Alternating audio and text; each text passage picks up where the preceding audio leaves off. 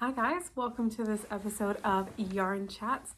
My name is Nicole and I'm the brains and the beauty behind Yarncraft by Nicole.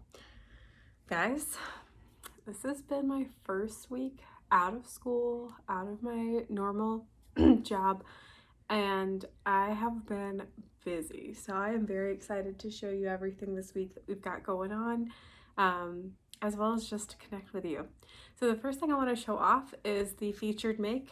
Now, I kind of want to say that in air quotes because this is very, very simple. So I bought this yarn, and I'll unwrap it so you can really get a better look. But I bought this yarn from a local yarn store, I think in Kansas, outside of Fort Leavenworth. And I wasn't sure what I wanted to do with it. I'll get you in there close. Look at how pretty that is.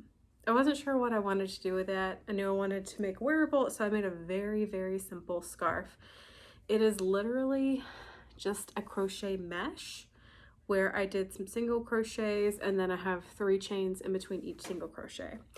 I am a big proponent of, if you've got one skein of a hand-dyed yarn or just a really pretty yarn that you like and you're not sure what to do with it, pick a stitch pattern that you like, make a scarf, however long it goes. If it's not quite long enough to be a wraparound scarf, just seam it up and wear it as an infinity scarf. I have a couple of these that I've done and just stitch patterns that I like. And if you want, maybe sometime this summer, I can show you kind of how I determine how to use certain things or how to do that. But this is just a very simple mesh scarf that I thought went well with my little green t-shirt today. So this is my featured make. This is one of the first hand-dyed skeins that I bought. And I remember before I understood really the world of hand-dyed yarn, of like how pricing worked for that. Because if you don't know anything about hand-dyed yarn or local yarn stores or how people make money in that sphere, you might look at a skein of yarn and think, I can't justify spending $25, $30 on that skein of yarn. But when you understand the work that goes into it, when you understand the work that that local yarn store did to obtain that skein of yarn from that dyer, it makes more sense about the value of the yarn, more so than the price tag. Which is why when I went into that local yarn store with my husband and my mother-in-law, I was very nervous and just picked out like 1 or 2 skeins total. And I think one of them was on clearance because I just didn't know what to do with it. Like, my experience with buying yarn had been buying yarn at Hobby Lobby or Michael's or Joann, and not like artisanal yarn. Anyway, that's the short story behind the scarf, and a way that you can use that really pretty special skein, show off the yarn, but not have it be a budget buster. We'll also apologize to all of you. Spring/summer has come to Michigan, and allergy season has hit our household very hard this week. So it sounds like it might sound like I'm very emotional today, but it is really just allergies, and that is it. So this is my featured make. Now let's get into the good stuff. So I have a lot of whips going right now, and I'm about to start 2 more because I have no self-control, and yeah, I'm on break for the summer. So the first thing I want to show you, I showed you last week.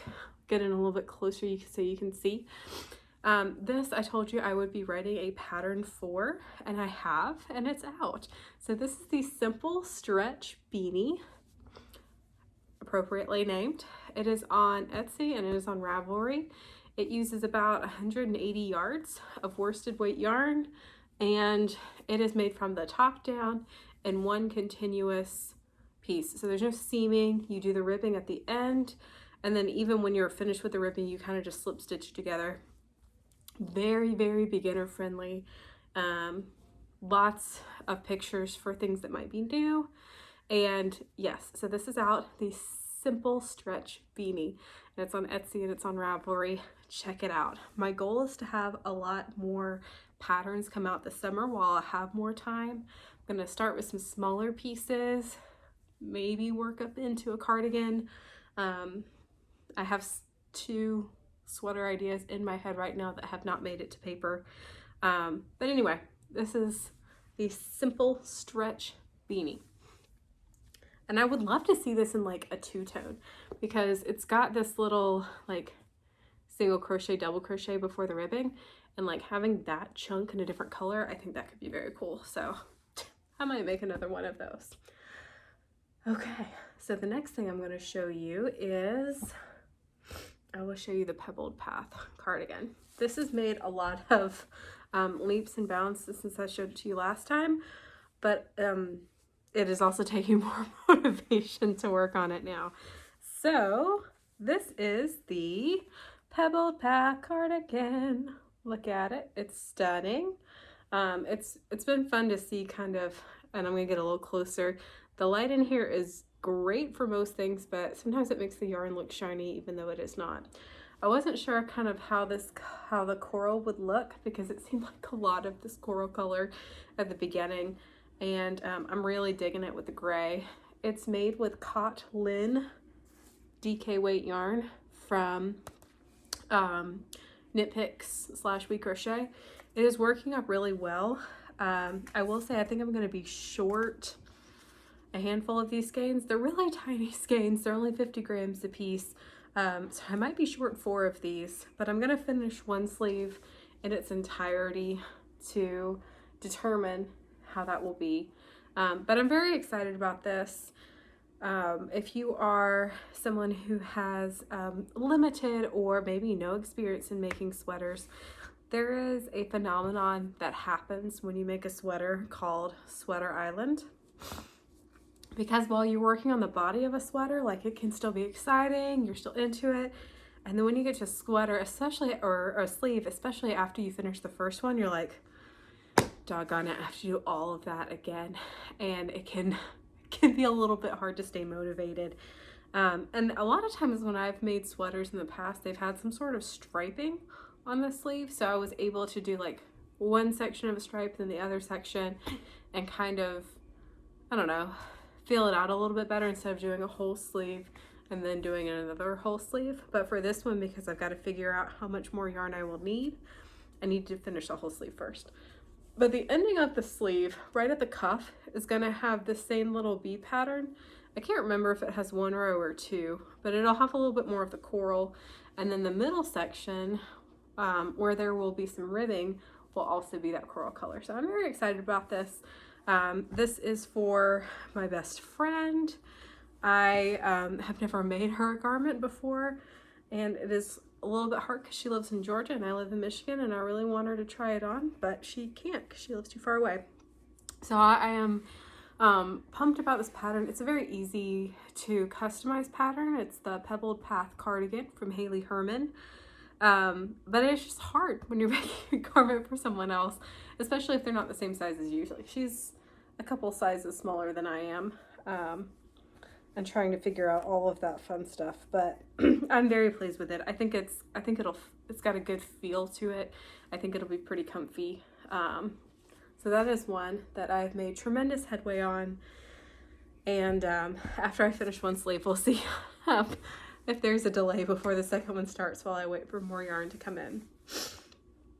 Another project that has been a little bit meticulous, meaning that it's been a little slow going, so I'm trying to make sure I'm getting it right, is my Timberwood Tank from Knits and Knots. The designer behind Knits and Knots is named Janine. I think it's pronounced Myska. I think it's Myska. I think that's the way that it's spelled, but I'll let you know in the comments. But the Timberwood Tank. So I'm happy to say that I've split for the neck. I keep showing it to my husband and say, doesn't it look like a sweater? And he's not sure what to say to that because it would not be decent to wear as a sweater now. And we joked last night, it doesn't look like a V-neck, it looks like a check mark. But I'm very excited about this. I usually do not gravitate towards patterns that are very specific, meaning that this many stitches you'll need to go up, this many stitches you'll need to go down. I'm more of like, oh, you should go this many inches or to your desired fit. I usually gravitate towards patterns that are a little bit more flexible, because that's generally the type of thing that I like to work on and the way that my brain works a little bit. So this one has been a little bit more challenging, and there are probably things that I have not gotten right on it, but after I finish the middle portion, the Y part, then I'll be working up and down to create the shaping, and I think that's where a little bit more math will make sense with that. But I'm excited about this. This is one because it's it's like the same thing over and over again, which is fine. Like, it's supposed to be for this middle part, because you want to make sure that that is pristine and that looks good. A lot of times this one will be one that I'll like do a couple rows on a project that I am more excited about, and then I'll do a certain amount of rows on this one just to keep up my progress. But I'm loving the color. Changing the hook size was a game changer on this one for me, because I could not work the stitches in the size hook that the pattern suggested. So as always, especially if you're making something for yourself, if there's something in the pattern that is a barrier, try a couple of other things. Reach out to the designer and see what they suggest, especially if they are using a specific type of yarn, or if they crochet loosely or crochet tightly. Reach out and see what makes the most sense for you, because ultimately it is your garment. If you're pattern testing for somebody, bringing up points like this is also good, so that they know and they have a realistic goal of what other crocheters will do with their design, to let them know what works best. So yeah, that's just a little something to let everybody know. For the longest time, I've said this before and I will say it again, I did not read patterns, write patterns, touch patterns. I did most things self-taught. I could figure out a lot of things on my own. I could draw up graph paper for any design I wanted to make. And there are still plenty of times when I will just, freeform something, make something just for myself. But I have learned that it is helpful for other people who want to make what you make, that are not in your brain, to see what you did, so that they can make those fun things too. So I'm trying to get better about both using patterns and writing patterns, which is why I'm excited about the hat pattern, because so many patterns for hats are knit, or they're crochet and are either really complicated or don't have a good fit or stretch to them. Or like, my biggest pet peeve is personal pet peeve, plenty of people like this, is when crochet hat patterns don't have any kind of ribbing on them. They just look unfinished to me. So I wanted to have something that was easy, people could feel confident about making, and that would be simple. This would also be really cute with like a pom-pom on the top of it. There's a lot of fun you can have with this. But anyway, tangent, trying to be better about patterns. Speaking of my patterns, I am working on one of my own patterns, the Love of Linen Shawl. The first one that I made was in a summer silk from Wonderland Yarns, which was rated at a fingering weight, but honestly felt a little bit more like a sport weight to me. So I wanted to make another Love of Linen shawl in a true fingering weight, and oh my gosh, it is pretty. Get you in there. I mean, come on. I think, and this is terrible because I should have kept the label, that this yarn is from Neighborhood Yarn Company, that has like the 3 houses on it. I will verify before I put that in the comments. This is a skein that I picked up when we were in Baltimore, I think, because anytime that we travel, and have an amazing husband who encourages my passions, anytime we travel, we try to pick up a fun skein of yarn. And I really liked this one because it was a little different than most of the yarns that I had, and it's got some silk into it, and because it was, I knew it would drape a little differently than like a single superwash merino would. I wanted to have it in a project by itself, and I will tell you, the softness of this, it's got some stretch to it. The drape is going to be really good, especially after I block it. Right now, It's about right here. I started doing the little eyelet rows. I've got some more that I'll do, so obviously it'll grow. It should use most of the skein of yarn. Part of what I am attempting with this particular project is because the original one used about I think it was 390 yards. A lot of times sock weight or fingering weight yarn will come in hanks or skeins that have closer to 420, sometimes even 450 yards in them. So I wanted to see what it would do in this weight, and so far I love it. Because it's in the linen stitch, it's got a lot of drape to it already, but once I block it, I mean, it'll be a little bit thinner and a little bit more summery. And I love the little speckles of blue and kind of like a mulberry color against this gray lavender. So this is one that's been a lot of fun to work with. I'm still using a size G hook the same way that I did with the original one. And it's working really well in a fingering weight. It's giving it a lot of drape and I'm loving it. I usually use a size F hook for fingering weight projects, but for I think all of the ones that I'm doing right now, I'm using a G, and it's been really nice, so I'm digging it. So yes, that is that project. It's another one of my designs, the Love of Linen shawl. If you want it, it's on Etsy and Ravelry.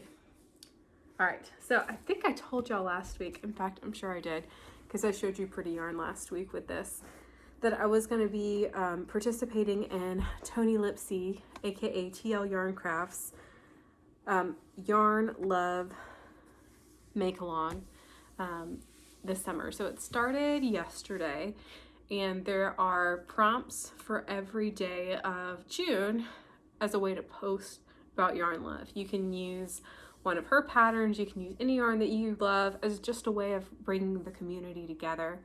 If you're interested in kind of what that looks like, if you go to Instagram and you just type in #YarnLove2022, you'll be able to find it. But I wanted to do one of her patterns. I'm doing her Garden Punch shawl, and I showed you the yarn last week. Super pinks. This one is a Malabrigo yarn, and then this one is a Stitch Together yarn. And I got it started last week, and it's teeny because I've got lots of other things going on. But look at how cute it is. It uses a granny stripe, and then it'll have more solid panels that will be in this part, like stripes that go across. But it's super cute. This is also using a G hook with a fingering weight yarn, and I'm really pumped about that. In fact, it'll probably be pretty cute with the shirt I'm wearing right now. I am going to go on a beach trip this weekend, and this is one of the projects that is coming with me for that trip, and I'm very excited about it. Okay, the last thing I'm going to show you is for Yarn Love, but it's actually going to be another project that I'm working on my beach trip, because even though I told myself I would take a break from pattern testing over the summer, Herman had another pattern that I wanted to test, so I'm doing it. And this is a cardigan version of the Garden Trellis top, so it's the Garden Trellis cardigan. I wore the Garden Trellis top a couple weeks ago. It was a gray with some speckles top, and I wore it over a light blue collared shirt. But I'm doing a cardigan version, which I'm very excited about, to just throw over anything and everything. And I'm going to try something that I wanted to do for a while, which is going to do like an ombre from one color to the next. And I also knew that I wanted to do this in cotton, or cotton and acrylic, because I wanted something that was a little bit easier to care for, as well as something that wasn't going to be as expensive, because I had spent a lot of money on yarn already this year. So let me show you what I found. I went to a Joann's, and it was the biggest Joann's I think that I've been into in a while. And I looked all through their section. They had their yarn categorized by weight. I had not seen that at a big box store ever, where they had like the little, I'll show you on here. So when you focus, or don't, see what happens. When you go into a yarn store and you're looking at yarn, there should be a little thing at the bottom, and we'll talk about that in a yarn weight video that I'm hoping to do this week. That looks like a little skein of yarn, and then it'll have a number where the band would be between 0 and 7. And then it'll have a description below. So this one is labeled as a fine weight yarn, which and is labeled as a number 2, which usually is a sport weight, can be considered fingering. But I had never seen a yarn that skinny in a Joann, and I was thrilled. And it's a cotton and acrylic blend, and they have beautiful colors. So let me show you what I'm going to be doing. I'm going to be fading these colors together. I will let the light figure out what it wants to do with itself. Aren't these beautiful? So we've got this kind of rainbow color right here. In fact, that is the name of it, that I'll be using for the bottom portion. And then I'll fade it into this color called Sunset, which has a little bit of the reds and burgundies, a little bit of oranges and yellows, and then it'll fade all the way to the gray and yellow called Sunrise. So I've just got the full spectrum right here, and I am very excited about this. It's very soft. It's from Big Twist, and it's called Relax. And this is the other one that's going to be going on the beach trip with me, and it will be very relaxing to work on that and crochet that. So next week, after being in a plane and after chilling at the beach for a while, I imagine I will have plenty of things to show you and plenty of progress. And I am super pumped about all of that. But that's what I got for you this week. To wrap us up, my can't let it go this week is how busy I try to be. And that sounds a little bit confusing, but what I mean by that is that I wrapped up the job that I was working last Friday. Very excited to wrap that up. Felt like I did a good job there, and you know, didn't feel like I had missed anything. Felt good about leaving, felt good about what I had done. And then every day this week, I felt like I've needed to do something. Like I felt like I needed to be cleaning more, or to be writing more, or to be fixing something around the house more, or doing something more, instead of just taking that time to relax, refocus, and recharge. So if you are anything like me, try to find those spots where your mind can unwind a little bit, because after we have that time of clarity and that time of even meditation, we come back more and more creative, rather than trying to stay creative the whole time or even push further in our creativity. If you're anything like me, this is your reminder to take a moment and relax. And I will see you next week. Bye, guys.